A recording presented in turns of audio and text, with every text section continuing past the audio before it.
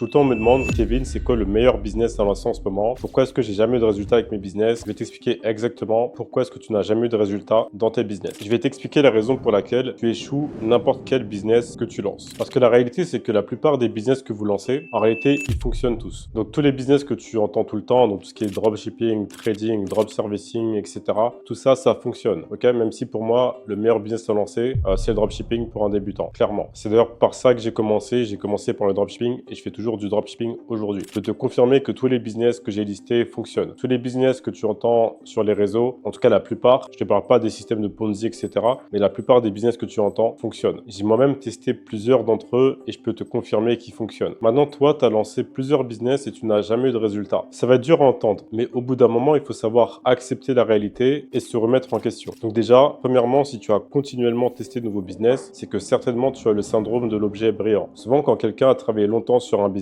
et qui n'a pas eu les résultats espérés, il va switcher de business en business parce qu'il pense que tel ou tel business est plus rentable ou est plus facile par rapport à un autre business. Alors que c'est pas forcément le cas. Moi, par exemple, je vais te faire une confidence. J'ai le syndrome de l'objet brillant, mais par rapport à ma location. C'est-à-dire que tous les 6 mois à 1 an, je me sens obligé de déménager. Je vais tout le temps avoir envie de déménager parce que j'ai toujours ce besoin de découvrir autre chose ou de changer d'endroit. Par exemple, l'an dernier, j'habitais dans l'appartement que j'avais acheté. D'ailleurs, j'en parle dans la vidéo. J'ai trouvé le hack pour réussir sa vie. Même dans la vidéo, je te parlais qu'on peut voir l'appartement de la fenêtre de cet appartement-là. Et maintenant, je me trouve ici, alors qu'il y a 2 ans auparavant, j'étais à Paris pendant 6 mois. Et juste avant ça, j'ai fait Miami, j'ai fait London. London, je déménageais tous les 6 mois. Un an, pareil. J'ai dû déménager peut-être 4 à 5 fois à London facile. J'ai constamment besoin de trouver l'endroit où je me sens le mieux, alors qu'au final, il n'y a pas de meilleur endroit. Il y a là où tu te sens le mieux. Et c'est ça que j'ai compris avec le temps. Et même malgré ça, j'ai toujours ce besoin de changer de lieu constamment. Mais le truc, c'est qu'il y a des avantages et des inconvénients partout. Que ce soit à London, à Manchester, à Paris, à Dubaï, à Miami, où tu veux, en fait, il y aura des inconvénients et des avantages partout. C'est seulement une question de choix et de là où tu te sens le mieux. Et quand on parle de business, c'est la même chose. Après, c'est vrai que c'est moins grave quand on parle d'appartement, de déménagement. Mais c'est beaucoup plus grave quand il s'agit de business. Que si tu passes d'un business à l'autre, déjà, tu vas jamais masteriser un business, tu vas jamais apprendre des compétences sur un business spécifique et tu vas tout le temps passer de business en business sans vraiment devenir bon dans un business précis. Ensuite, la deuxième raison qui fait que tu n'as pas de résultat dans les business que tu lances, c'est sans doute que tu as une incapacité à te concentrer profondément dans les tâches que tu entreprends. Tu sais, il y a une forte augmentation des troubles de l'attention chez les jeunes et ça, je pense que c'est dû au fait des réseaux sociaux et du coup, l'attention des gens et la concentration chez les jeunes est de plus en plus diminuée et ça les empêche vraiment à se concentrer sur des tâches pendant longtemps. Alors que pour réussir dans un business ou dans un projet, il faut avoir justement cette capacité à te concentrer profondément dans une tâche. Parce que lancer un projet ou lancer un business, c'est aussi analyser, comprendre les problèmes, trouver des solutions. C'est énormément d'analyse et de résolution. Et tout ça, ça demande beaucoup d'énergie et de concentration. Donc si tu n'arrives pas à faire ça, tu n'auras jamais de résultat. Parce que tu ne pourras pas te concentrer profondément sur les problèmes de ton business et trouver des solutions. Donc la solution que j'ai pour toi, c'est déjà de te déconnecter des réseaux sociaux. Tout ce qui est TikTok, enfin tout ce qui est format short déjà, qui augmente ton niveau de dopamine constamment et que quand tu n'as pas ce niveau de dopamine, c'est comme de la drogue en fait. Tu as envie d'y retourner et de